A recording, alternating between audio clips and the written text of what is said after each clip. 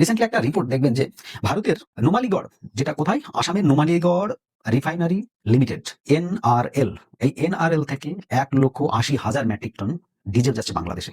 কোথায় যাবে? এই আসামের নুমালীগড় থেকে ডিজেল চলে আসবে আমাদের শিলিগুড়ির টার্মিনালে, যে মার্কেটিং টার্মিনাল রয়েছে সেই টার্মিনালে আসবে, সেখানেই আছে সেই পাইপলাইনের ব্যবস্থা। বাংলাদেশ ভারত ফ্রেন্ডশিপ পাইপলাইন বলে পরিচিত বিআইএফপি, এই পাইপলাইন 131.5 কিলোমিটার লম্বা। এই পাইপলাইনের মাধ্যমে বাংলাদেশে পৌঁছবে ডিজেল। এখন প্রশ্ন এটাই, যখন ভারতকে সমস্ত দিক দিয়ে বাংলাদেশ বয়কট করতে চায়, তারা ভারতে ক্রিকেট খেলতে আসবে না। 2026 যে ওয়ার্ল্ড কাপ হবে ভারতে, ফেব্রুয়ারিতে এটা স্টার্ট হওয়ার কথা, 7ই ফেব্রুয়ারি। ভারত এবং শ্রীলঙ্কা হচ্ছে হোস্টিং কান্ট্রি। তো এই কান্ট্রিতে যে খেলাগুলো হবে, বিশেষ করে ভারতে, সেই খেলা খেলতে আসবে না বাংলাদেশ। এটা তারা আইসিসি কে একটা চিঠি পাঠিয়েছে, লেটার পাঠিয়েছে। যখন ভারতে তারা খেলতে আসবে না, ভারতের সঙ্গে তারা বিজনেস করবে না। ইভেন রিসেন্টলি এমনও হয়েছে যে ভারতে ভিসা দেওয়া বন্ধ করে দিয়েছে, মানে ভারতকে ভিসা দেওয়া বাংলাদেশ বন্ধ করে দিয়েছে। মানে একবার ভেবে দেখুন তো।